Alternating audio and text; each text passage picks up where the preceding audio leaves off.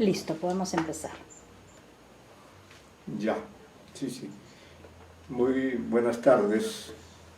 Estamos hoy 21 de enero del 2021, 21-1 del 21. Se repite el 1 en los tres datos de la fecha de hoy. Este es nuestro curso de lecturas literarias hispanoamericanas. Y por ello, como es lo habitual, pues nos enfrentamos directamente del modo más plausible, más enriquecedor.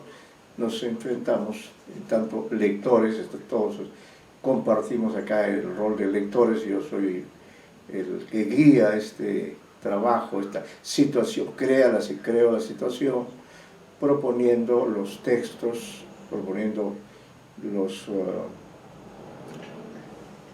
mensajes literarios, los textos literarios que son parte de nuestra tradición hispanoamericana, que es muy amplia, sumamente amplia, porque abarca pues a todas las literaturas que se escriben en lengua española, ¿no?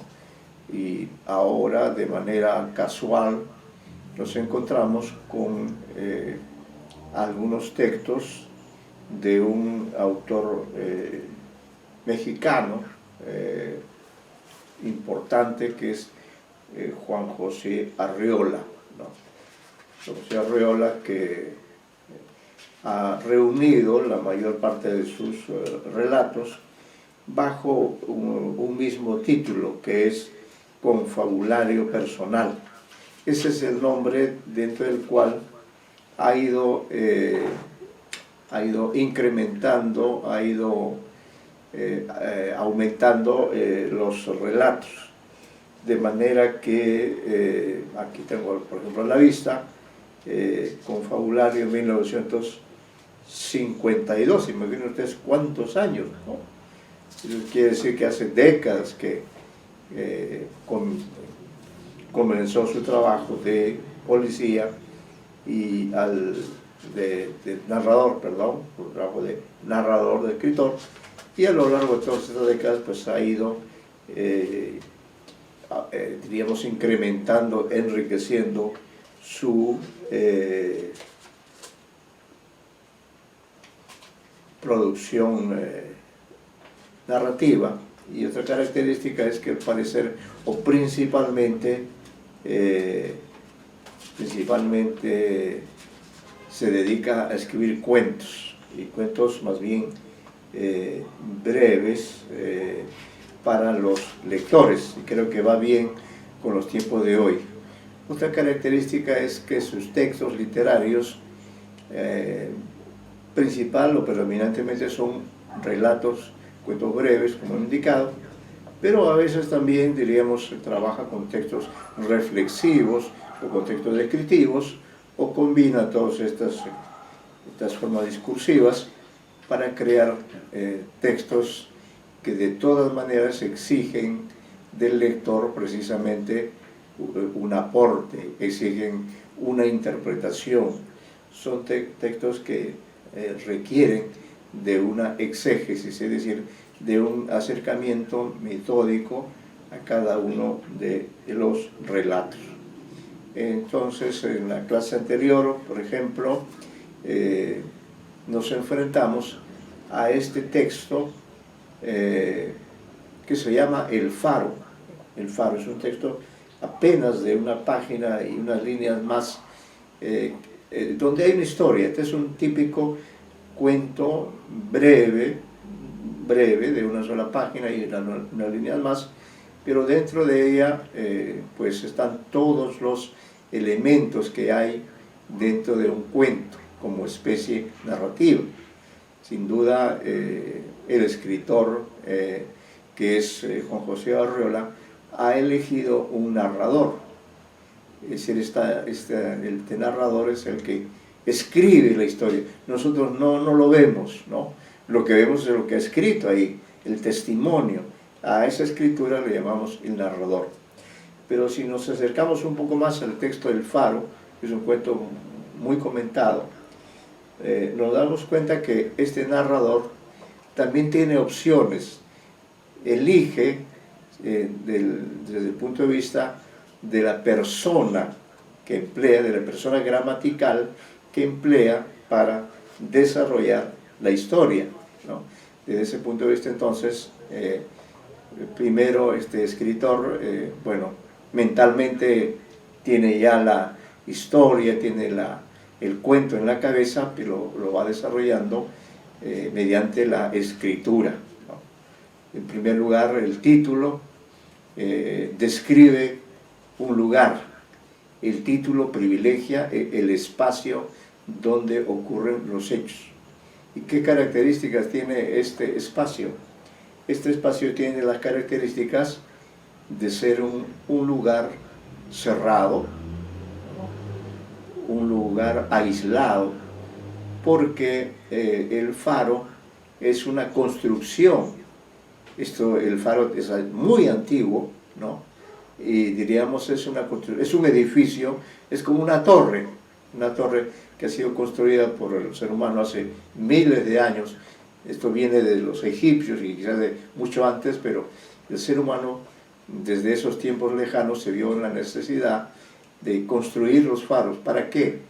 Para que subiéndose a esa torre, que tiene una cierta altura, quizá 10 metros, 15 metros, no lo sé, pero en todo caso le permitía al ser humano, a las personas que trabajaban allí en ese faro, subir mediante escaleras y desde allí contemplar el mar, ¿no? El horizonte del mar, y ver desde el faro, diríamos, si se acercaban barcos, embarcaciones. Generalmente el faro estaba cerca a un puerto desde el cual con el cual podía comunicarse, ¿no? Es decir, había unas personas que trabajaban allí en ese lugar cumpliendo esa función de vigías, ¿no? De observadores.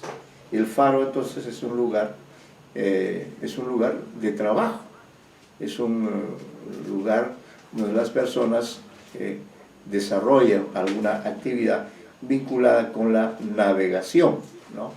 De eso se trata precisamente de este espacio, de este lugar.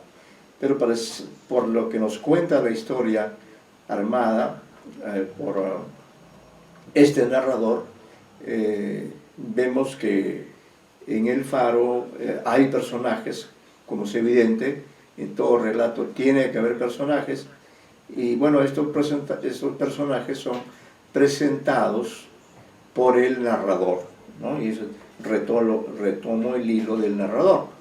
Y bueno, se diferencia, se define el concepto del narrador a partir de un criterio eminentemente lingüístico, ¿no?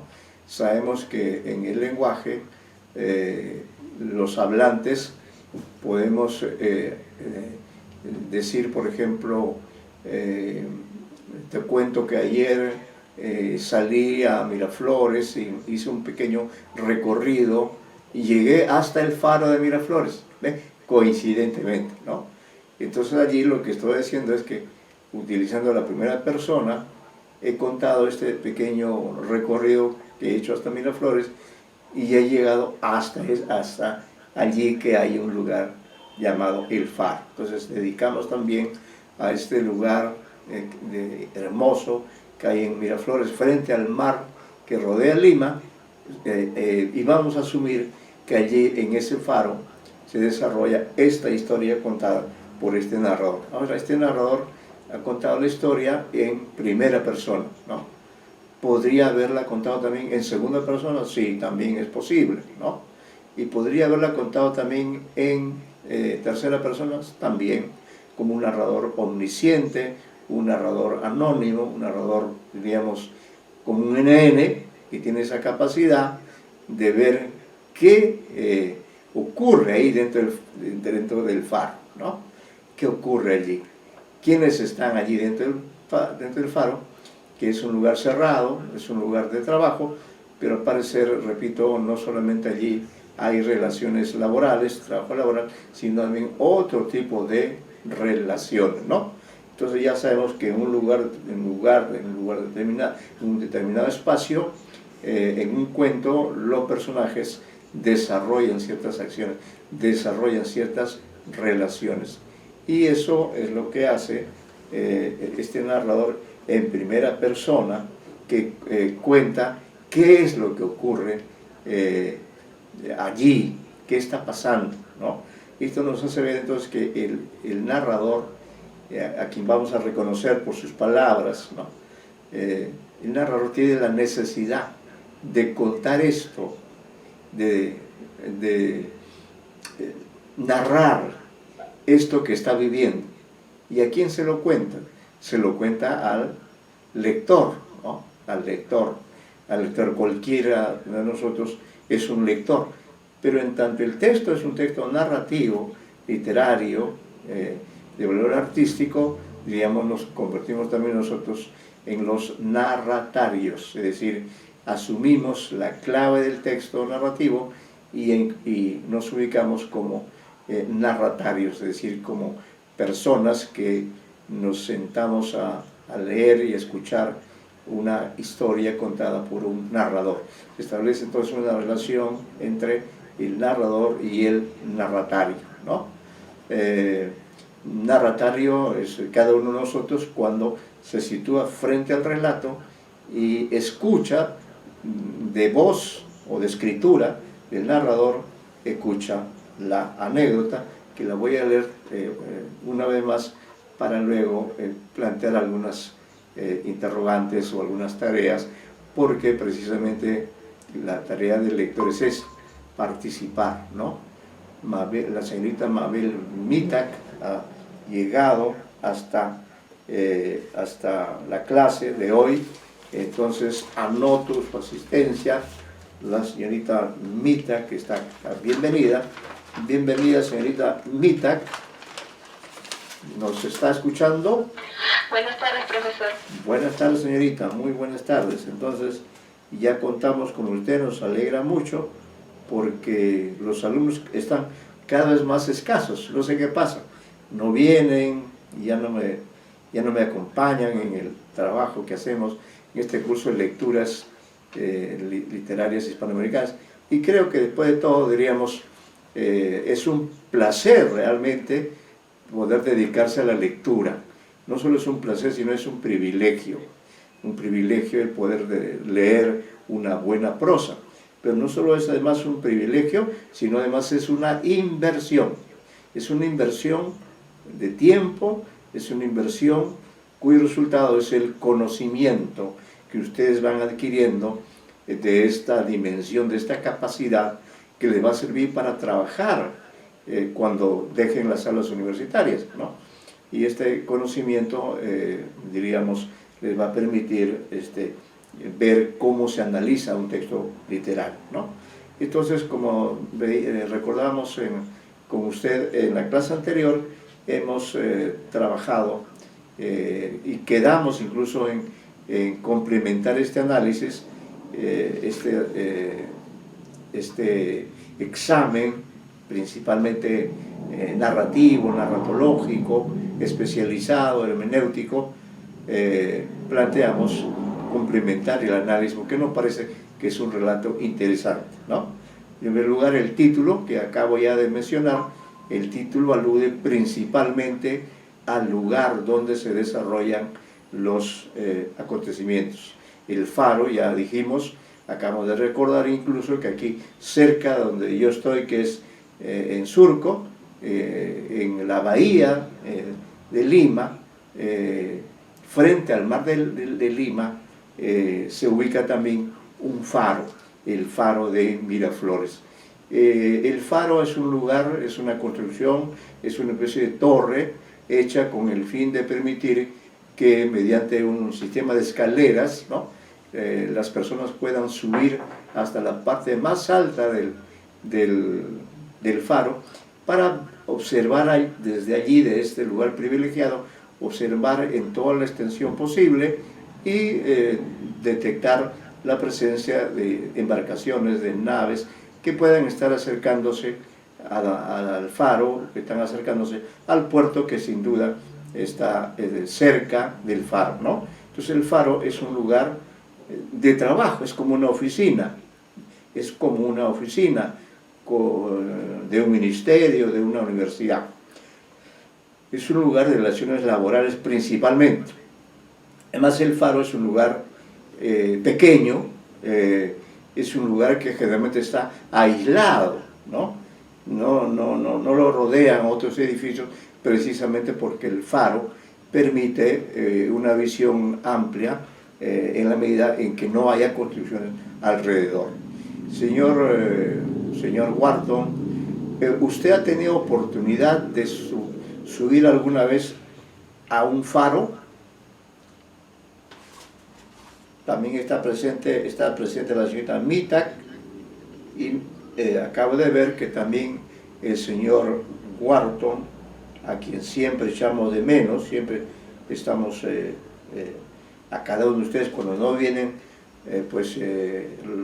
yo lamento eso. Entonces le preguntaba a usted porque estamos trabajando ya desde la clase anterior con esta antología de textos y nos hemos detenido en la, voy a decirle exactamente la página, es en la página 5. Usted creo que no vino a la clase anterior, señor Wharton. Buenas tardes, profesor. La clase anterior no. Ya, entonces le vamos a pedir un favor especial. Ubique usted ese material, esa antología de textos, se va hasta la página 5 y ahí ubique el relato llamado El Faro. Y por favor, léalo usted. Usted es un buen lector en el sentido en que sabe vocalizar el texto, las palabras, las oraciones, ¿no? Y entonces eso es lo que quiero que usted lea bien para poder trabajar luego en algunas tareas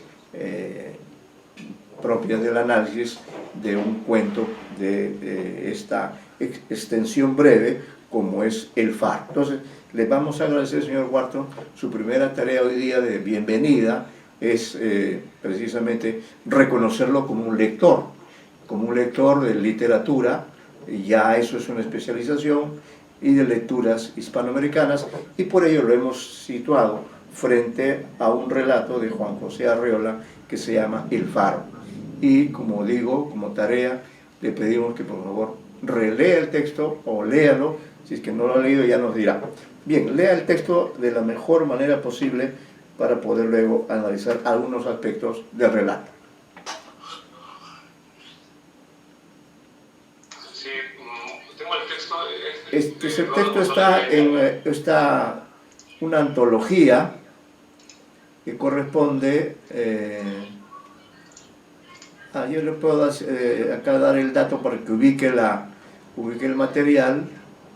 Sí, ya lo vi. Ya lo vi, ya está, ya. Entonces, a ver, yo creo que la base para un buen análisis es una buena lectura, en el sentido pleno de la palabra, ¿no? Yo sé que los tiempos que vivimos, señor Wharton, no son buenos, son peor que los tiempos difíciles de los que nos hablaba Charles Dickens. Estos son tiempos, como dice Mario Vargas Llosa, tiempos recios, ¿no?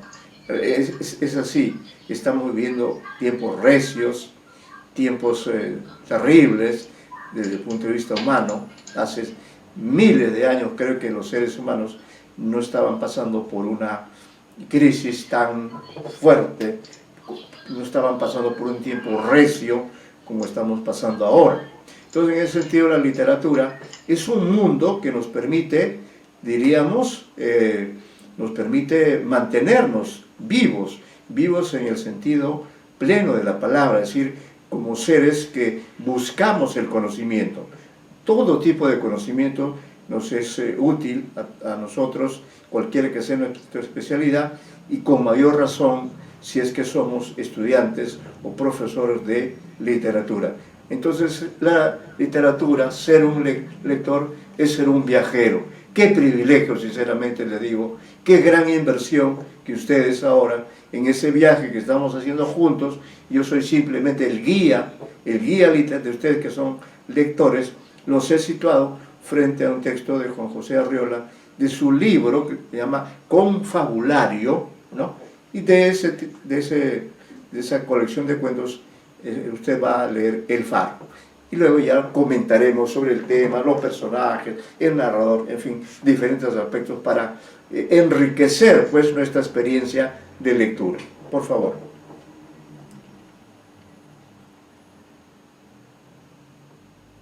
Sí, a ver, comenzamos. El Faro, ya.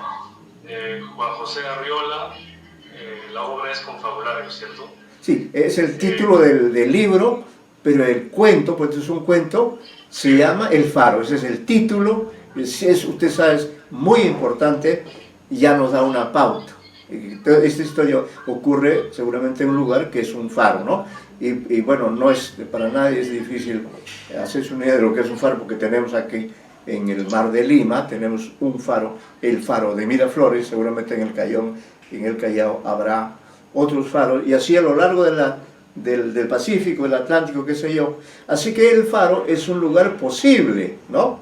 Usted puede ambientar un relato en el faro o en cualquier lugar. Eso es lo bueno de la literatura.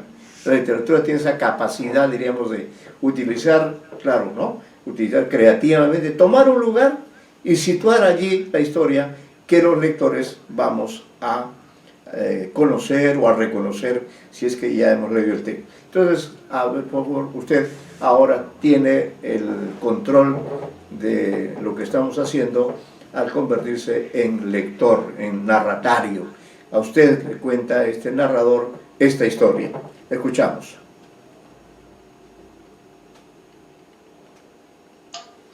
El Faro. Lo que hace Genaro es horrible.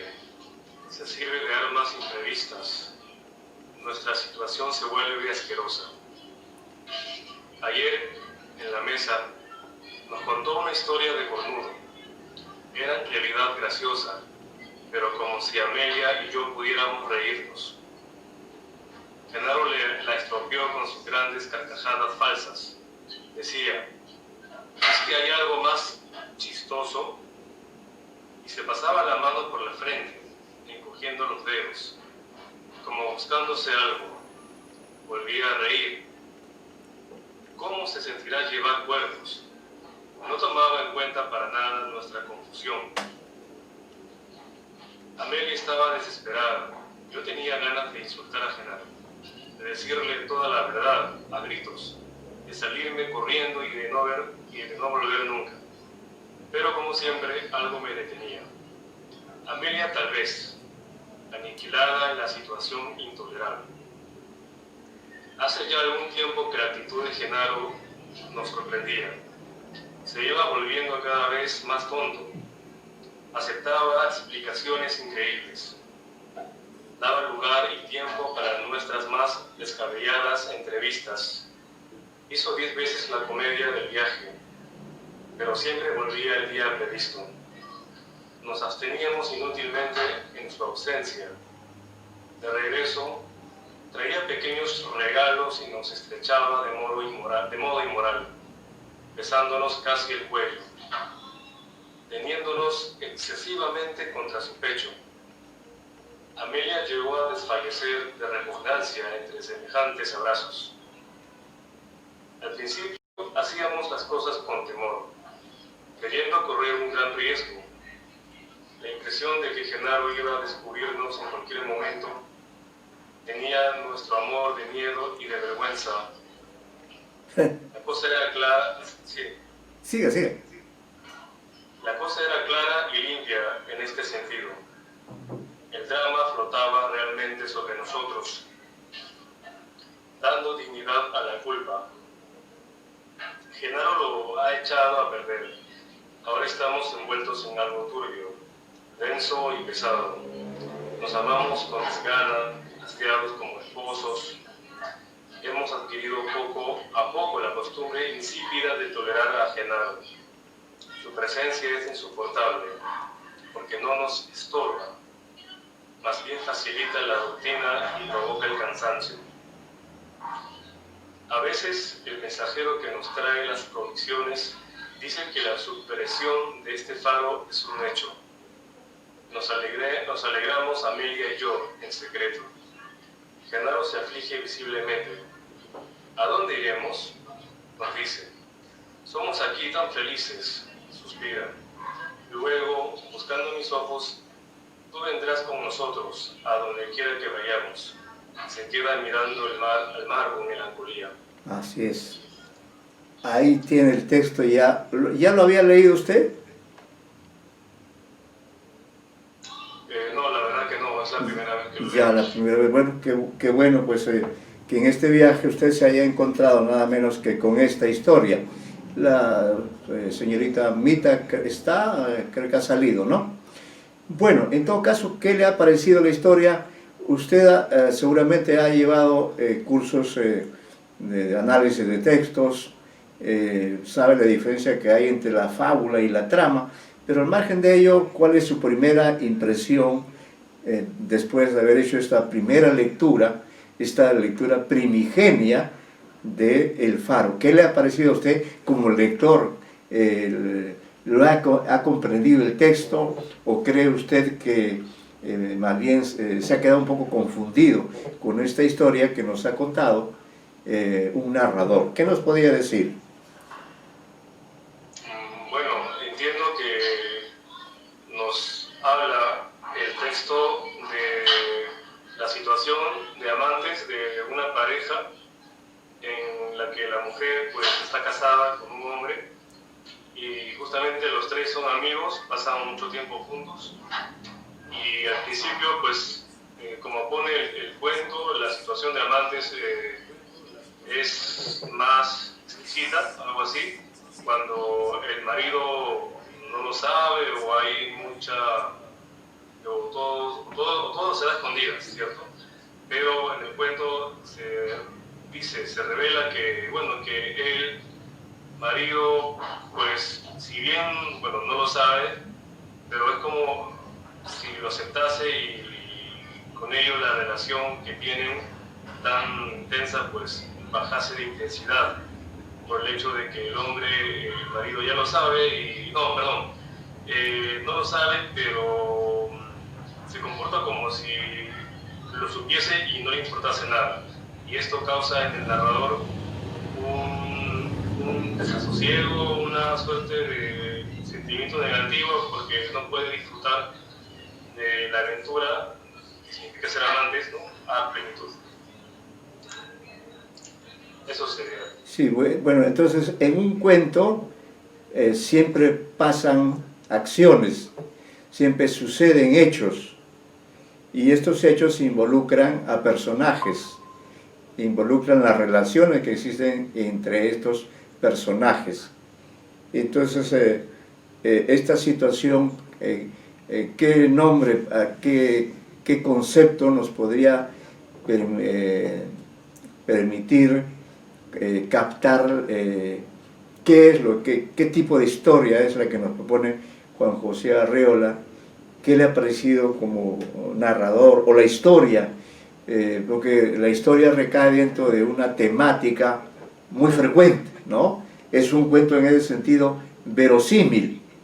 Está narrando una situación que se da en miles de ocasiones desde que existen los seres humanos. Es una situación que se da en miles de lugares, en miles de épocas. La situación es, lo que cambia son las personas concretas que están involucradas en esa situación, que en este caso son tres personas, ¿no? Y de esas tres personas, una de ellas nos da una versión, nos da una suerte de revelación, ¿no? Esta es una estrategia que se puede observar si nos vamos al inicio, una estrategia que crea una expectativa en el lector. Y creo que eso es algo que un buen narrador sabe hacer. Anuncia, ¿no? Después de situar dónde ocurre la historia, la respuesta a esa pregunta es el título, El Faro. Luego viene, ¿qué ocurre? En el primer párrafo, que está formado por tres oraciones breves, otra característica es que es una prosa ágil de oraciones breves, allí sintetiza todo lo que continúa no es sino el desarrollo. Es decir, anuncia, pero con cierto misterio, porque dice, lo que hace Genaro es horrible. Ahí está la frase, ya nos creó expectativa. ¿Qué es eso? Algo horrible, ¿no? Se sirve de armas imprevistas. Entonces, si usa armas imprevistas, quiere decir que es alguien que está luchando contra el narrador. Luego dice, nuestra situación se vuelve asquerosa. Fíjese que el lenguaje es fuerte. Dice, lo que hace Genaro es horrible. Se sirve de armas imprevistas. Nuestra situación se vuelve asquerosa. ¿Se da cuenta? Allí está anunciando que en este lugar, en este escenario, estos personajes están pasando por una situación asquerosa, como lo dicen esos términos, ¿no? Y entonces, como decía, ya los siguientes párrafos, ¿no? Los siguientes párrafos ya son entrar propiamente en la fábula, ¿no? En los hechos que ocurren allí, y entonces, como para revelar de qué se trata, la primera oración dice, ayer en la mesa nos contó una historia de cornudo. Y ahí está, digamos, el tema, ¿no? Una historia de cornudo. Era en realidad graciosa, pero como si Amelia y yo pudiéramos reírnos. Genaro la estropeó con sus grandes carcajadas falsas. Decía, ¿es que hay algo más chistoso? Y se pasaba la mano por la frente, encogiendo los dedos, como buscándose algo. Volvía a reír. ¿Cómo se sentirá llevar cuernos? Cierra las comillas. Ha repetido lo que dice Genaro. Dice, no tomaba en cuenta para nada nuestra confusión. Diríamos que ahí, en ese párrafo también, hace explícita la situación por la que ellos están pasando. Es una situación de infidelidad.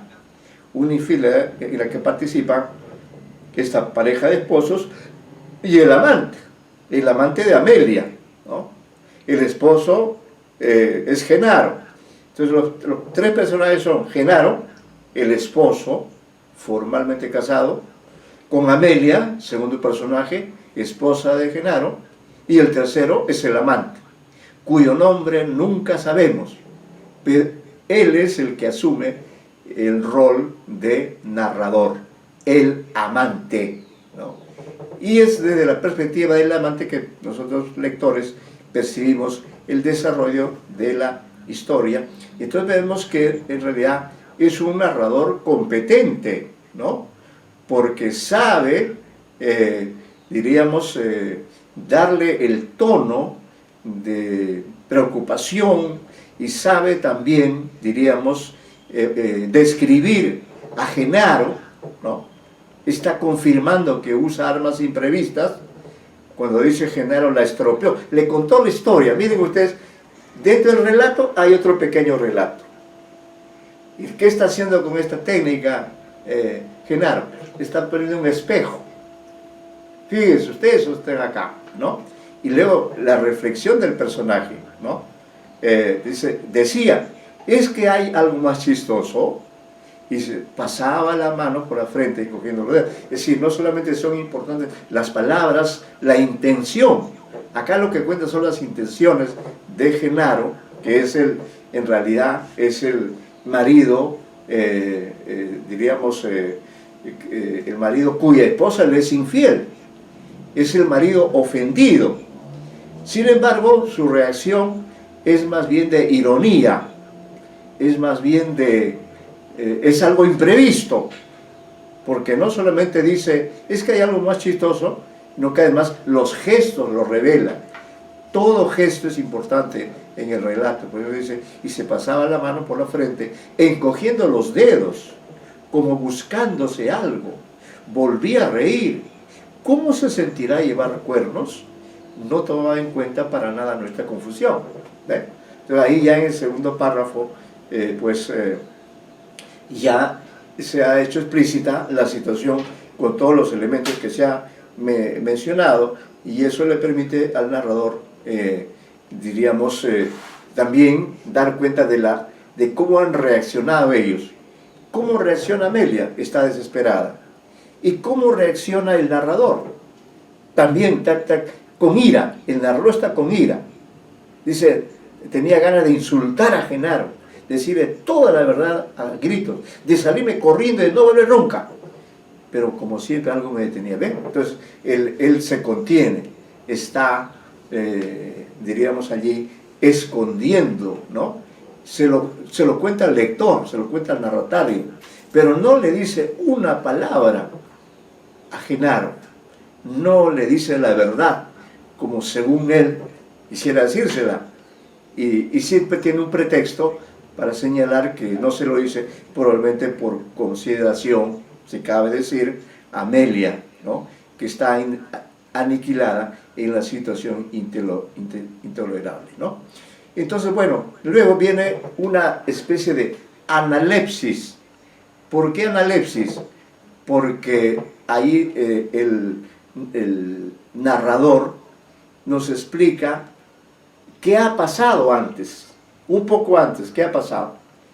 Es decir, desde el momento que nos estaba contando la historia, ahora se remonta al pasado y dice, hace ya algún tiempo que la actitud de Genaro nos sorprendía, se iba volviendo cada vez más tonto, aceptaba explicaciones increíbles, daba lugar y tiempo para nuestras más cabellas entrevistas, y etcétera, etcétera, ¿no?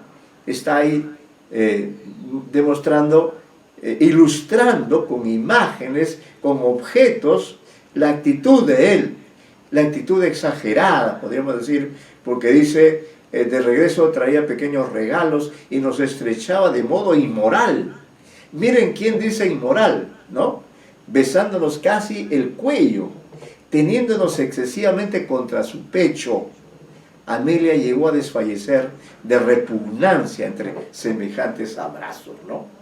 ¿Cómo analizar este párrafo? ¿Qué suscita en el lector, señorita Mitak, este párrafo donde el narrador se confiesa con nosotros, los lectores? ¿Cómo podría usted hacer un pequeño comentario especialmente sobre esta parte que acabo de leer, donde el narrador revela, diríamos así, el cambio que se está produciendo en Genaro? ¿De qué tipo es este cambio? ¿Cómo evalúa este cambio? ¿Qué le parece además en esta situación, como dice, asquerosa? ¿Qué le parece el comentario del narrador? Bueno, en todo el texto, la actitud de Genaro frente a la situación es totalmente contradictoria a lo que se buscaría como una respuesta común, ¿no? Claro. Ante este tipo de situaciones. Retomando una acotación nada más, Sí. Estaba entendiendo el texto como una propuesta de una de las posibles causas de infidelidad, ¿no? Creo que muestra al riesgo como base de infidelidad y su carácter de no rutinario como algo fundamental también, porque Claro. Es explícito cuando dice que lo que más detesta es que le facilita la rutina y provoca el cansancio. Claro. Entonces la infidelidad y la causa sería su carácter no rutinario, el hecho de salir de lo establecido es lo atractivo de ella. Entonces que Genaro esté, digamos, permitiendo una cierta rutina, una cierta cotidianidad, es lo que hace que sea detestado por este amante. Y aparte, estaba analizando la figura del faro, que me llamó mucha atención. En un primer momento no lo captaba de todo, pero entiendo el faro como Genaro, ¿no? Es una imagen explícita de Genaro en sí, porque al final del cuento dice que Genaro se queda mirando al mar con melancolía. Es una imagen explícita del faro. Aparte que recordemos que el faro es una torre de señalización. Claro. Y es como una especie de guía. Entonces, en este sentido, ellos dos ya están siendo guiados por Genaro. Ya no es tanto que ellos cambien la rutina, porque Genaro está aceptando todo ello, sino que son guiados. Y ellos mismos, y el mismo narrador se da cuenta de ello en la última parte, porque menciona que a través de la mirada siente que le está preguntando que a dónde iremos, que siempre vamos a estar juntos. Genaro es el guía. al fin y al cabo de la situación, y sin que se dé cuenta el mismo narrador utiliza todo el texto para hablar de él. Entonces creo que Genaro sería la representación del faro como imagen. Claro, digamos, se identifica porque probablemente, como usted bien señala, el que trabaja ahí, mejor dicho, el responsable del faro, el jefe ahí en ese lugar de trabajo, es Genaro, sin duda, ¿no? Porque él es el que se preocupa, ¿no? Se preocupa de la posibilidad de desactivación del faro, lo que está ocurriendo ahora en estos tiempos en que se han cerrado muchas oficinas, muchos edificios están vacíos, la gente ha tenido que dejar ese lugar por las circunstancias por las que estamos pasando, y acá probablemente ahí también va, la historia va a ocurrir eso. Cabe la posibilidad de que el faro cierre y que ellos se queden en el aire, ¿no? Pero frente a esa situación límite, ¿no? Frente a esa situación límite, bueno, dice, nos alegramos Amelia y yo en secreto. Aquí también es importante en el cuento, ¿sí? Hay cosas secretas, cosas que no se dicen, ¿no? Que se aparentan, pero que se descubren también. Somos felices, somos aquí tan felices, suspira. Luego, buscando mis ojos, mire usted, mire ese final del relato. Luego, buscando mis ojos, tú vendrás con nosotros a donde quiera que vayamos. Y se queda mirando al mar con melancolía, ¿no? Entonces, ¿cómo evaluar? Efectivamente es un relato que plantea un tema, ahí está el tema, el motivo, recorre el texto de principio a fin, ahora ya lo entendimos más, pero diríamos dentro de esa temática de la infidelidad, ¿qué es lo más sorprendente? ¿Qué es lo que más nos dice, diríamos, con respecto tanto a la actitud de Genaro como la del narrador, como de la propia Amelia? ¿Qué es lo que más nos llama la atención? ¿Qué aspectos importantes de esa temática de la infidelidad subraya sobre todo Arriola a través de este relato que estamos leyendo? ¿Qué dicen ustedes? ¿Qué podría decir el señor Wharton? Usted que ya leyó el relato, ¿qué podría usted agregar? ¿Qué podría acotar a partir de este diálogo que estamos teniendo con este narrador que nos... creo que lo interesante del relato es, bueno, la historia en sí, ¿no? La historia, pero la reflexión, el pensamiento, la ideología tanto del cornudo como del infiel, ¿no? Y también la del infiel que participa menos, ¿no? Actúa menos. Pero, ¿qué le llama la atención especialmente como lector? ¿Qué aspectos destaca usted de esta historia, de esta fábula, de esta trama, de esta narratividad que nos transmite el escritor en este relato que acabamos de leer? ¿Qué más destacaría usted como lector?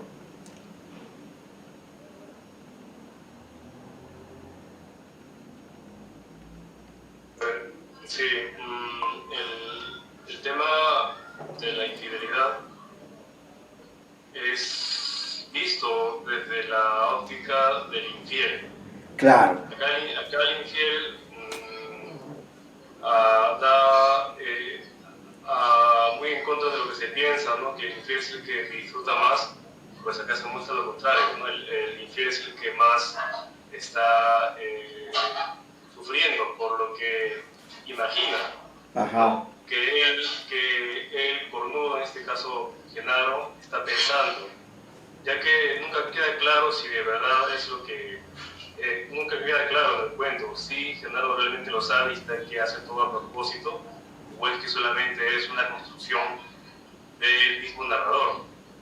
¿no? Lo cual, si fuera así, pues el cuento es una elegía a la imaginación grande que tiene todo amante, porque para ser amantes creo que hay que tener cierto valor o cierta imaginación, aunque parezca un poco tonto decirlo, pero acá muestra más o menos en el cuento a ese discurso que está a favor del amante, porque es un hombre que se arriesga, que imagina, pero que en esa aventura pues se encuentra contra su misma imaginación y sus instintos morales que todavía no son tan aplacados del todo, ¿no? Y se da como un espejo, como ya se mencionó. Sí. El ser a sí mismo, su inmoralidad, todo ello. Entonces, y también me hizo recordar que he visto al principio de la antología Plauto, ¿no?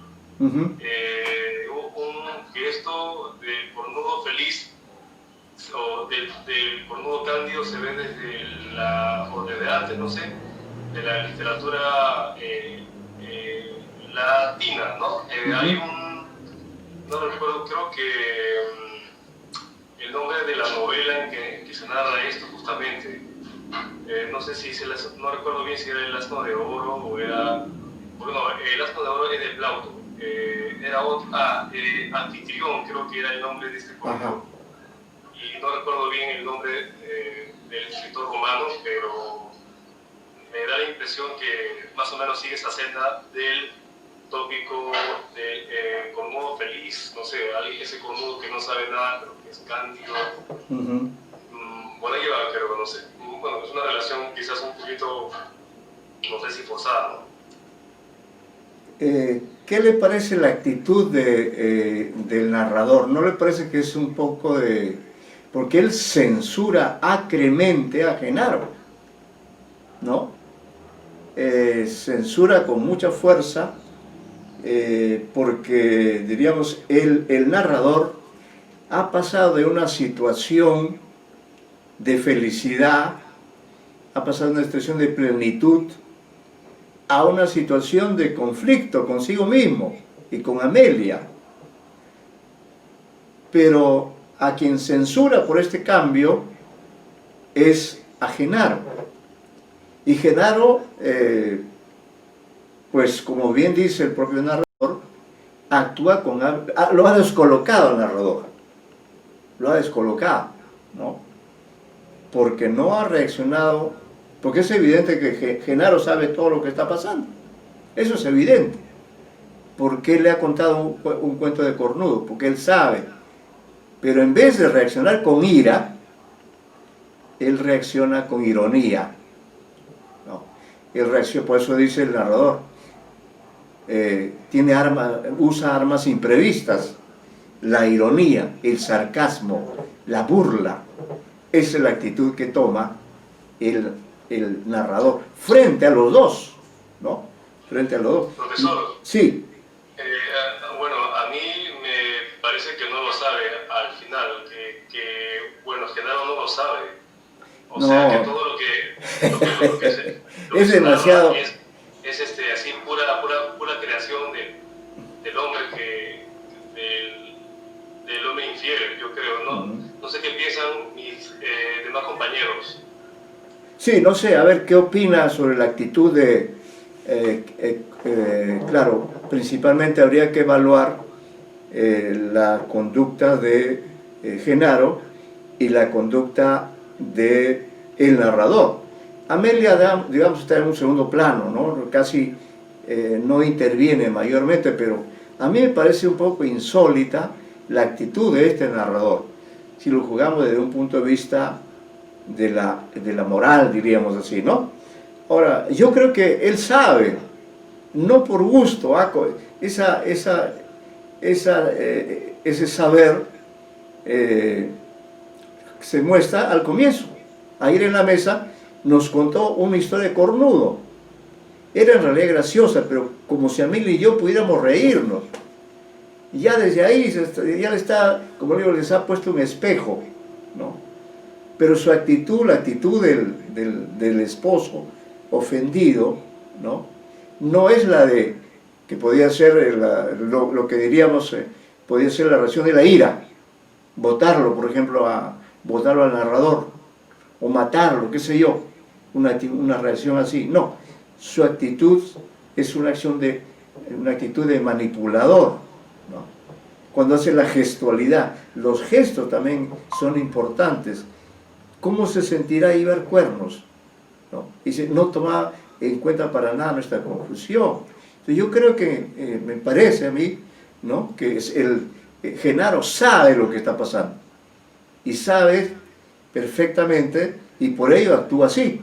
Por eso es que porque Genaro, diríamos, ha trazado una estrategia, ¿no? Y esta estrategia consiste en no atacar al infiel y también a la esposa, sino más bien él se ha vuelto cómplice de ellos, ¿no? Llega a besarlos, llega, dice, a abrazarlos. Y luego, este párrafo también no se ha comentado mucho, pero este también es importante. Dice, al principio hacíamos las cosas con temor, creyendo correr un gran riesgo, ¿no? La impresión de que Genaro iba a descubrirnos, en cualquier momento nos tenía nuestro amor de miedo y de vergüenza. Eso es contradictorio. Luego dice, la cosa era clara y limpia en este sentido. Es decir, la infidelidad era clara y sentida, ¿no? El drama flotaba realmente sobre nosotros, dando dignidad a la culpa, ¿no? Genaro lo ha echado a perder. Ahora estamos envueltos en algo turbio, denso y pesado. Nos amamos con desgana, hastiados como esposos. Hemos adquirido poco a poco la costumbre insípida de tolerar a Genaro. Entonces ahí está, diríamos, la estrategia de él, de acosarlos, ¿no?, de hastiarlos, de cansarlos. Entonces esa relación de infidelidad la ha convertido en lo contrario. Les hace sentir como que ellos son como si fueran esposos y que han llegado a una situación de hastío, ¿no? Y dice su presencia inmutable, porque no nos estorba, más bien facilita la rutina y provoca el cansancio. Y luego yo creo que esa actitud, las palabras finales del narrador, son un poco de ironía también, ¿no? Son de ironía, finge, simula, ¿no? Simula, Genaro, esta aflicción. Genaro se aflige visiblemente, maneja muy bien los gestos, la voz. ¿A dónde iremos?, nos dice. Somos aquí tan felices, ¿ve? ¿Qué más evidente? Esta es una ironía, o sea, eso de somos aquí tan felices es sin duda una ironía. Bueno, quizá lo que ha ocurrido es que finalmente a él le ha encantado, diríamos, desbaratar de esa manera esa relación infiel esa relación de infidelidad que tenía un cierto encanto para el narrador, y lo ha, diríamos, ha desbaratado, desbaratado ese encanto de la infidelidad, de lo prohibido, haciéndolo sentirse hastiado de Amelia, ¿no? Y todo ese gesto bueno, claro, la preocupación es evidente, ¿no? De quedarse sin trabajo. Y ahí, dentro de esa misma estrategia, creo que se justifica eso que le dice, tú vendrás con nosotros a donde quiera que vayamos. Ahora, ¿por qué el narrador en ese momento no aclaró las cosas? Se quedó ahí, se quedó callado, ¿no? Se queda mirando al mar con melancolía Genaro. ¿Y cuál es la actitud del narrador? Simplemente la de contarnos que está confuso, que esto es asqueroso, que Genaro ha echado a perder las cosas. Ahora estamos envueltos en algo turbio, denso, pesado, nos amamos con desgana, hastiados como esposos, hemos adquirido poco a poco la costumbre insípida de tolerar a Genaro, ¿no? Entonces yo creo que aquí de por medio hay una manipulación. Si analizamos los gestos, las palabras, las conductas, es muy importante las conductas, ¿no? Vemos que se crea pues una atmósfera pesada. Pero lógico, pues, ¿cómo no va a ser pesada una atmósfera donde hay 3 personas y ahí en esa interacción hay una infidelidad de Amelia con el narrador? Los dos son infieles. Y el tercero el tercero es Genaro, ¿no? Pero este marido infiel reacciona, no, como repito, creo que ahí está el aporte del relato, no reacciona con ira, no reacciona con violencia, sino con ironía, con sarcasmo, ¿no? Con un margen de cinismo también, porque no es pues un inocente, no, ninguno de los tres es inocente, ¿no? Esa es la lectura que yo hago, ese es mi punto de vista, pero que puede ser que ustedes no discrepen, y tienen todo el derecho del mundo, porque para eso estamos aquí trabajando con este relato. Quizá el señor Santaria quiera agregar algo más, o el señor Wharton, o la señorita Mitak, los hemos detenido. Profesor, sí. Sí, yo sé hacer una acotación. Creo que en un primer momento me estaba tratando de formular la presencia del infiel en el texto, ¿no? Digamos, la cercanía con respecto a Genaro y a Amelia, porque se menciona de que ayer en la mesa nos contó, bueno, de manera explícita, sí, nos contó una historia de cornudo, y menciona también la forma como él lo contó. Claro. Entonces, si ha cenado en la misma mesa que los otros dos, se supone que vive en una misma vivienda o comparten al menos algo cercano. Entonces, en esa medida, si realmente es alguien cercano, o también podría ser una posibilidad de que sea el alter ego del propio, ¿no? El propio Genaro. El alter ego y el otro yo de Genaro, un desdoblamiento, no, podría ser, no lo sé, pero, porque es evidente, pues, acá lo importante también es el espacio. El espacio donde se reacción es un espacio cerrado, es un espacio donde están los tres, entonces necesariamente, y estas tres personas trabajan en un lugar cerrado y aislado del contorno, es evidente que las relaciones son cercanas, ¿no? Y no es nada raro que se sienten juntos a la mesa, a la hora del desayuno, a la hora del almuerzo. Total, ahí hay una relación también laboral, porque los tres están allí porque trabajan allí, o por lo menos dos de ellos, ¿no? Vamos a decir que sin duda Genaro trabaja allí, está con Amelia. En todo caso, el que se habría sumado sería el narrador, que está ahí. ¿Cuál es el motivo por el cual está ahí? Motivo laboral, él también trabaja ahí, pero es dentro de esta situación laboral, que es algo que ocurre con mucha frecuencia, es donde se desarrolla también la relación sentimental prohibida o mal vista en todo caso, ¿no? Y entonces yo veo también en el narrador un cierto cinismo, ¿no? Porque habla muy mal de culpa de lo que está pasando a Genaro, pero no ve su responsabilidad, no ve tampoco la suya, ni asume frente a la actitud irónica de Genaro. Su actitud es de mantenerse en silencio, de callarse, ¿no? De no decir nada, de seguir como que no estuviera pasando nada.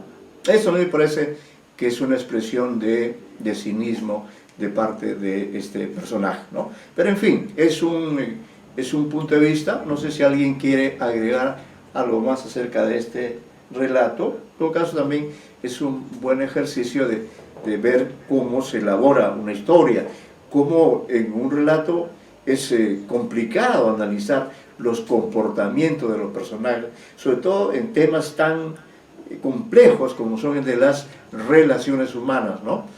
Y bueno, que en ese sentido sería interesante también que ustedes puedan colaborar, digamos, con otras historias con las cuales podamos hacer una intertextualidad, por ejemplo, ¿no?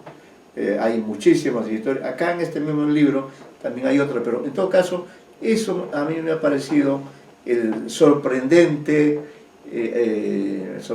comportamiento principalmente del narrador. Me parece que incurre en un cinismo, ¿no? En una suerte de, bueno, transferir la culpa de lo que está pasando, no asumir ninguna responsabilidad, transferir toda la responsabilidad de la confusión de la situación a Genaro principalmente. y su actitud frente a Amelia es simplemente la de, bueno, sacrificarse, entre comillas, por ella, ¿no? Pues lo dice en algún momento.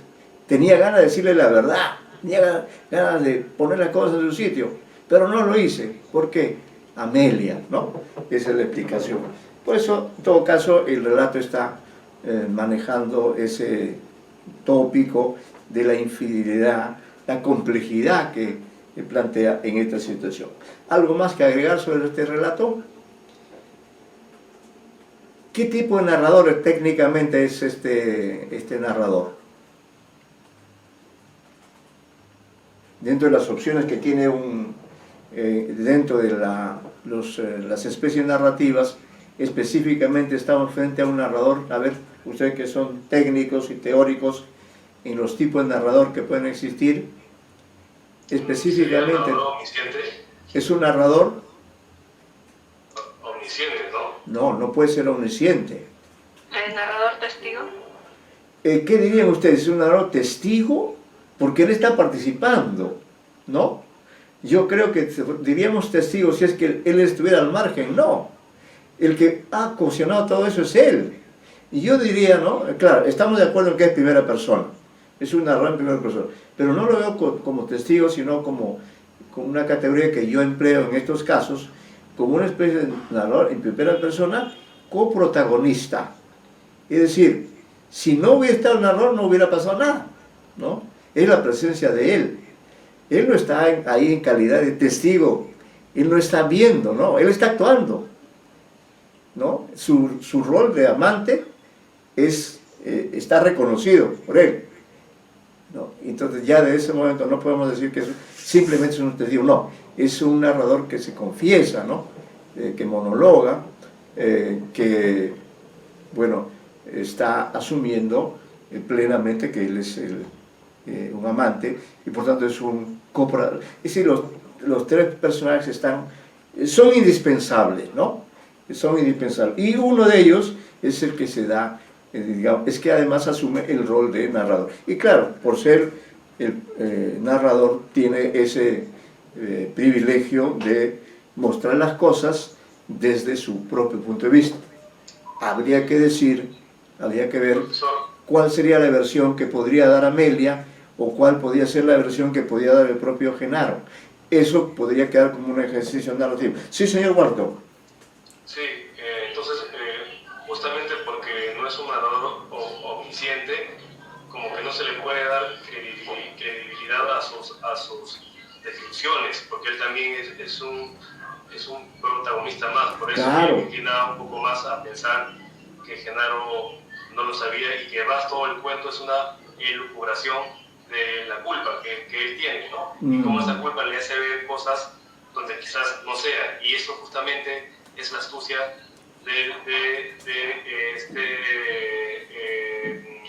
¿cómo se dice? De este narrador, ¿no? Que nos hace dudar, justamente. Ahí está su claro, maestría, creo, ¿no? Ahí puede ser. Como le digo, yo lo tipifico, ¿no? Como un narrador primera persona coprotagonista. ¿Por qué? Porque él participa de los hechos, es coprotagonista, es tan coprotagonista como Genaro o como Amelia, y en todo caso la ventaja de él es que él narra las cosas desde su punto de vista. Por eso le digo, un buen ejercicio narrativo sería ver cómo ve las cosas Genaro, o cómo ve las cosas Amelia, ¿no? Eso, en todo caso, ya es materia de otro tipo de acercamiento. Vamos a pasar al siguiente texto. Este es un texto también de Arriola, pero es de otro tipo. Ruego, por favor, leerlo además un texto breve, como para estos tiempos, pero acá sí creo que podemos hacer es un texto brevísimo, pero Arriola, dentro de la brevedad, sin embargo, tiene una capacidad de darle sentido a cada uno de los elementos de este texto. Entonces yo quisiera que lo lean, es breve, y que compartamos un diálogo acerca de frente a qué tipo de texto está, ¿no? Es otro tipo de texto sin duda, muy diferente al anterior, por eso quisiera ver si corresponde, si es un cuento o no es un cuento. Esto será algo que también motivará un intercambio de ideas. Yo lo voy a leer, es breve, pero cada uno hace su lectura personal y nos dice todo lo que le sugiere ese texto.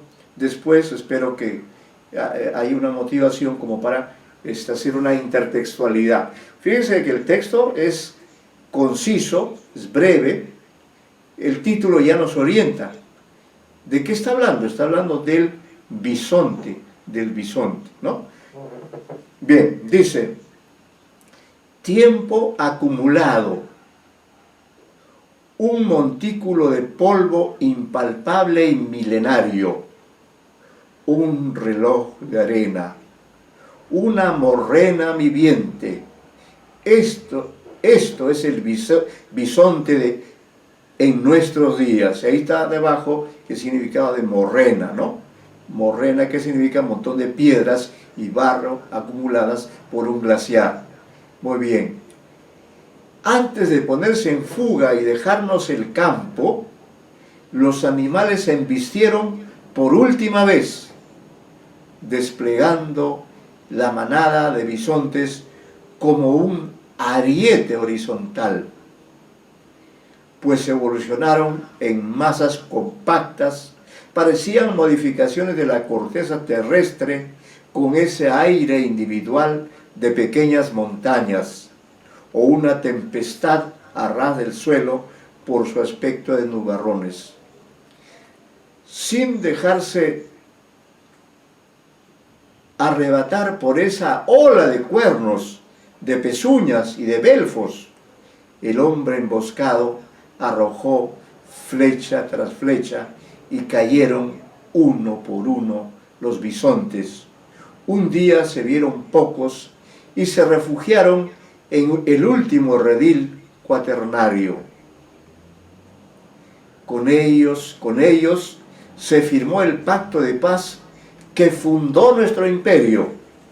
Los recios toros vencidos nos entregaron el orden de los bovinos con todas sus reservas de carne y leche, y nosotros le pusimos el yugo. Además de toda esta historia, a todos nos ha quedado un galardón, el último residuo de nuestra fuerza corporal es lo que tenemos de bisonte asimilado. Por eso, en señal de respetuoso homenaje, el primitivo que somos todos hizo con la imagen del bisonte su mejor dibujo de Altamira. Ahí está el texto. Por favor, los invito a que ustedes hagan el comentario, empleen toda su competencia cognoscitiva, narratológica, teórica, literaria, para analizar este texto, que creo que es, en su brevedad, sin embargo, es muy rico, ¿no? Muy connotativo, tiene una connotación, una significación especial, ¿no? Entonces tienen ustedes la palabra como expertos en estos diferentes tipos de textos con los que se trabaja en el campo de la literatura, ¿no? Alguna vez, más de una vez, ya se habrán encontrado con un texto así, o quizá lo leyó alguno de ustedes. En fin, queda abierto el diálogo acerca de este texto. Por favor, espero sus comentarios acerca de este texto, ¿no?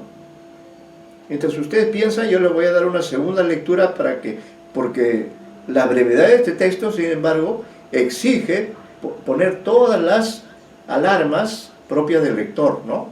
El bisonte, tiempo acumulado, un montículo de polvo impalpable milenario, un reloj de arena, una morrena viviente. Esto es el bisonte en nuestros días. Ojo, la temporalidad es muy importante acá. Antes de ponerse en fuga y dejarnos el campo, los animales se embistieron por última vez, desplegando la manada de bisontes como un ariete horizontal, pues evolucionaron en masas compactas, parecían modificaciones de la corteza terrestre con ese aire individual de pequeñas montañas o una tempestad a ras del suelo por su aspecto de nubarrones. Sin dejarse arrebatar por esa ola de cuernos, de pezuñas y de belfos, el hombre emboscado arrojó flecha tras flecha y cayeron uno por uno los bisontes. Un día se vieron pocos y se refugiaron en el último redil cuaternario. Con ellos se firmó el pacto de paz que fundó nuestro imperio. Los recios toros vencidos nos entregaron el orden de los bovinos con todas sus reservas de carne y leche, y nosotros les pusimos el yugo además. De toda esta historia todo nos ha quedado un galardón, el último residuo de nuestra fuerza corporal es lo que tenemos de bisonte asimilado. Por eso, en señal de respetuoso homenaje, el primitivo que somos todos hizo con la imagen del bisonte su mejor dibujo de Altamira. Bueno, ahí ya lo releí para que ustedes, con la competencia que corresponde a un estudioso, a un estudiante de literatura, pueden ustedes, vean que el texto es muy metafórico, ¿no? Ustedes tienen amplitud para poder hacer diferentes tipos de lecturas. Están frente, yo creo, a un texto que plantea a todo lector preguntas. ¿Qué es esto? ¿Qué historia es esta? Por favor, ¿no?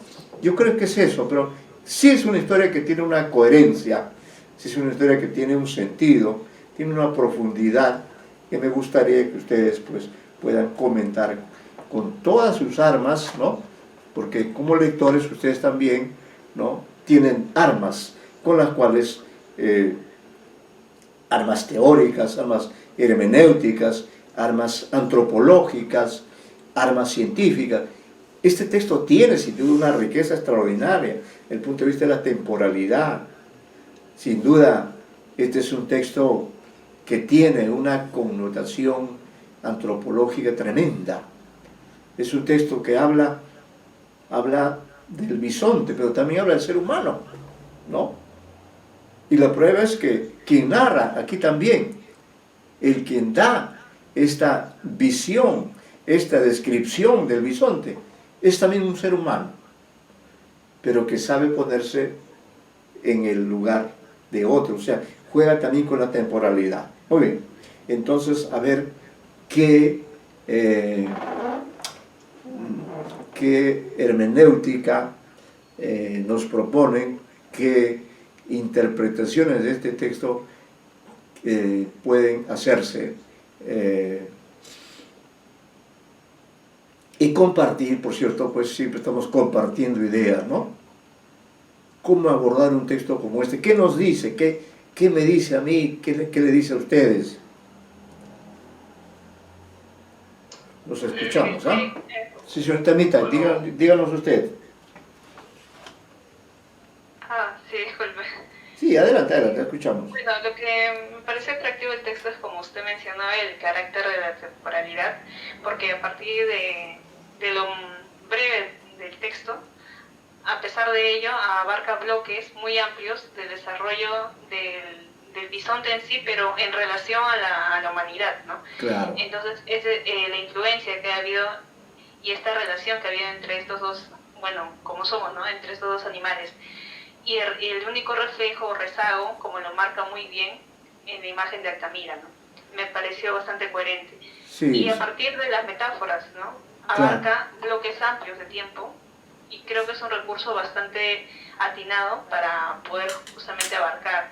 Y en un primer momento también hace énfasis en eso con tiempo acumulado. Tiempo acumulado. El reloj de arena, como vimos en Han. Sí, ¿se acuerda que hemos visto antes un lindo poema del reloj de arena de Oscar Hahn, ¿no? Sí, entonces, efectivamente. Esta referencia es bastante enfática, y después también a partir de cada párrafo nos sitúa en diferentes momentos de la historia. Va agregando información, nos va dando claves, ¿no? Y yo creo que usted, por ejemplo, señorita Mita, ha planteado algunas claves interesantes. Esto es contradictorio. Es un texto, como usted dice, breve, pero dentro de esa brevedad hay una presentación así panorámica, extraordinaria, del desarrollo de los seres vivientes en este planeta hace miles de años, ¿no? Nos lleva hasta Altamira. Fíjese usted, ha tenido el narrador esta capacidad de visualizar a través del bisonte, a través de la descripción de este animal, tiene la capacidad de decirnos cómo ha sido la historia. ¿Cómo leería, señor Wharton, usted es un lector cultivado, cómo leería este texto este autor, cuyo nombre ahora he olvidado, Darwin? ¿Qué lectura haría Darwin de este relato? Claro, está que indica el proceso de evolución de las especies, en este caso de los bisontes, que indica su aparición y cómo lo relaciona poéticamente con los elementos de la naturaleza, ¿no? Como la tierra, como la tempestad, las nubes. Luego, pues, su relación con el hombre y cómo su relación con el hombre también hizo que desaparezca, y el hombre, pues, aquí se menciona también cuando habla de la domesticación. Yo creo que se refiere también a la aparición de la agricultura, ¿no? Cuando ya el hombre se hace sedentario, claro, y ya, pues, domestica a los descendientes, a los parientes de los bovinos, las vacas, ¿no? Los bisontes. Entonces, por eso acá pone el yugo, ¿no? El yugo es... Claro. Todos saben, ¿no? El yugo para hacer trabajar, ¿no? Como un aparato. Sí. Y al final, pues, como empieza con una fotografía de la cueva de Altamira, que, bueno, está en España, ¿no? Esa famosa cueva de casa que muestra la casa del hombre primitivo, ¿no? Sí. De los bisontes, y termina con esa misma imagen, pero ya con una reflexión, ¿no? Claro. Te dice, pues, todos somos primitivos, o sea que tenemos de alguna u otra forma esa fuerza animal en nosotros, y en ese sentido es un gran cuento, ¿no? Sí, es extraordinario, verdaderamente, por eso yo lo seleccionó, es extraordinario, ¿no? Es poética, y me asombra mucho que este autor, pues, haya cambiado de registro temático y de registro lingüístico, porque el otro es más referencial, ¿no? Y este es más poético, y bueno, eso dice mucho de él como narrador, ¿no? Sí, es estupendo, es un narrador conciso, breve, pero con una riqueza extraordinaria, ¿no? Fíjese cuando dice aquí de toda esta historia, pues una historia la que nos ha contado, pues una historia de miles de años. De toda esta historia a todos nos ha quedado un galardón, el último residuo de nuestra fuerza corporal es lo que tenemos de bisonte asimilado, ¿no? Qué bella imagen, sé que nosotros somos bisontes asimilados, ¿no? Esto nos lleva a la idea de la metamorfosis, ¿no? A la idea de la transformación, de cómo la historia ha sido una lucha, lo que dice Darwin, el origen de las especies y cómo algunas especies se han extinguido. El ser humano ha hecho que se extingan muchas especies de animales, les ha quitado su espacio, les ha quitado su entorno, les ha quitado su hábitat, pero frente a eso, estas especies lucharon, ¿no? Lucharon, se enfrentaron, Por eso dice ahí, antes de ponerse en fuga y dejarnos el campo, los animales se embistieron por última vez, desplegando la manada de bisontes como un ariete horizontal. La lucha final, la batalla final diríamos, ¿no? Pues evolucionaron, la evolución es muy importante acá, la evolución de las especies en masas compactas parecían modificaciones de la corteza terrestre con ese aire habitual de pequeñas montañas. Eso es lo que parece un bisonte, ¿no? O una tempestad a ras del suelo por su aspecto de nubarrones, como lo compara con elementos de la naturaleza, la corteza terrestre, los nubarrones. Pero acá también es importante la presencia del ser humano, ¿no? Sin dejarse arrebatar por esa ola de cuernos, de pezuñas y de belfos, el hombre emboscado. Miren ahí el concepto, eso es lo nuevo que trae el hombre, sabe emboscarse, sabe esconderse, así como el relato anterior también Genaro se emboscaba o el narrador se emboscaba. El hombre emboscado arrojó flecha tras flecha y cayeron uno por uno los bisontes. Un día se vieron pocos y se refugiaron en el último redil cuaternario. Es decir, este enfrentamiento de las especies, ¿no? Sino, ¿cómo se explica que nuestra especie, los seres humanos, que ahora estamos en peligro de extinción, literalmente hablando, cómo se explica que estos seres tan desvalidos que hemos sido en el principio de los tiempos, hayamos podido enfrentarnos y vencer a muchas especies? Es que frente a la fuerza empleamos la inteligencia, la astucia, ¿no? La habilidad, de manera que no había forma de enfrentarlos a ellos, porque eran montañas, pero sí, mediante la flecha, pudieron ellos finalmente, pues, ganar ese espacio, ¿no? Y ellos se refugiaron, en fin, y eso también, se firmó el pacto de paz que fundó nuestro imperio, el momento en que los seres humanos toman el control del planeta. Y miren ahora cómo estamos.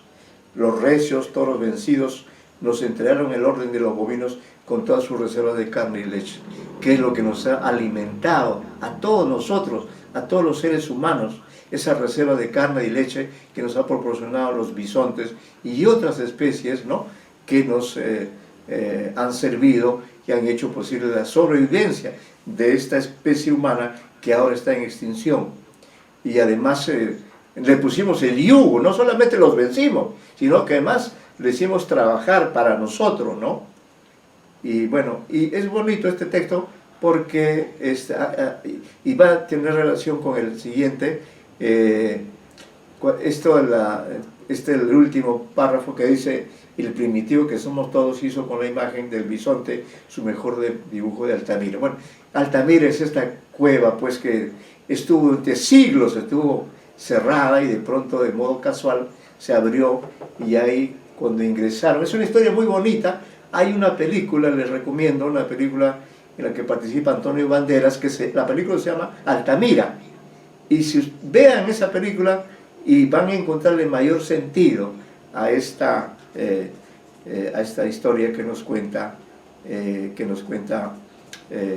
Juan José Arreola. Ahora vamos a pasar, ¿no? Yo creo que vamos a comenzar, vamos a visitar a otro escritor. Sí. Algo que es un aspecto curioso de tanto el bisonte como el faro tienen que ver con los cuernos. No sé si sea casual eso, ¿no? ¿Qué encuentro, perdón? Que tanto los cuentos de Juan José Arriola tienen que ver con los cuernos, bisonte y claro, faro. Claro. No sé si sea casual o sea algo anecdótico, algo azaroso, no lo sé. Sí, pues, sí. Es decir, este es un texto que tiene elementos narrativos, elementos poéticos, es un cuento que tiene una gran trascendencia, ¿no?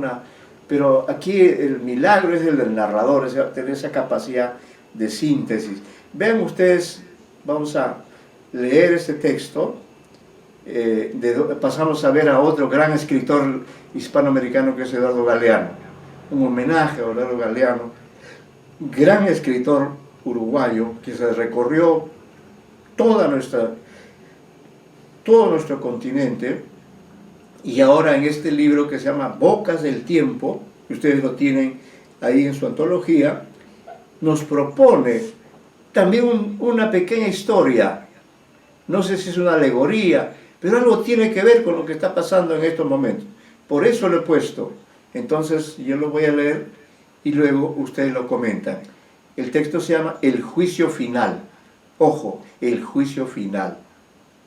Dice este narrador en primera persona: no consigo sacarme de la cabeza el presentimiento de que sufriremos alguna vez un juicio final. Y nos imagino a todos interpelados por fiscales que nos señalarán con la pata o con la rama, acusándonos de haber convertido el reino de este mundo en un desierto de piedra. ¿Qué han hecho ustedes de este planeta? ¿En qué supermercado lo compraron? ¿Quién les ha otorgado a ustedes el derecho de maltratarnos y exterminarnos?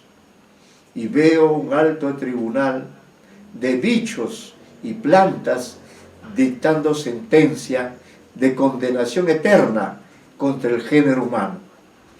¿Pagaremos justos por pecadores? ¿Pasaremos toda la eternidad en el infierno, asados todos a fuego lento junto a los envenenadores de la tierra, el agua y el aire? Antes, yo creía que el juicio final era asunto de Dios, sol negro, luna de sangre, ira divina. En el peor de los casos, yo iba a compartir la parrilla perpetua con los asesinos seriales, las cantantes de televisión y los críticos literarios. Ahora eso me parece, comparado, cosa de nada. Ahí tienen ustedes este hermoso texto, que además se relaciona con el anterior, porque resulta que aquí entre quienes nos juzgan seguramente estarán también los bisontes, ¿no? Y esto que propone Galeano, pues es algo verosímil, ¿no? Ha creado una historia que además remite ya a muchas historias que se nos ha contado, o que están en todas las religiones, ¿no? El diluvio, el juicio final, el apocalipsis. Estamos en un tiempo apocalíptico, lamentablemente hay que decirlo. Yo me acuerdo de un libro de Humberto Eco que se llama Apocalípticos e Integrados, ¿no? Esta era otra situación, era una cosa así de carácter cultural, pero ahora sí realmente pareciéramos que estamos en la antesala del juicio final. Estamos en unas circunstancias que